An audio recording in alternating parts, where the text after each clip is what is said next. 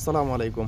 এই তো কোরিয়াতে আমরা সিকটাঙে খাবার খাওয়ার সময় এই যে শেওড়াগুলো দেখতে পেতেছেন, এই যে একবারে সাগরের এই শেওড়াগুলি আমরা খাবারের সাথে ভাতের সাথে খাই।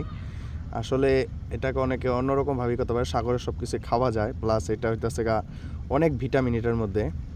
মাশাল্লাহ, এই যে এখানে কিছু জন্মাইছে, এখানে পানি আসে, তবে এখন যেহেতু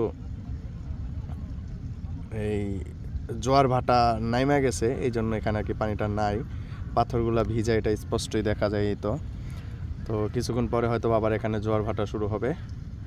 এই তো আমার খুব ভালো লাগতেছে, মন চাইতেছে এখনই খাইয়া ফেলি। অনেক ভালো লাগতেছে। এই তো সেই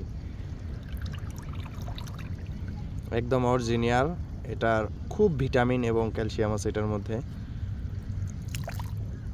এটা ভাতের সাথে খাই আমরা। থ্যাংক ইউ, আসসালামু আলাইকুম।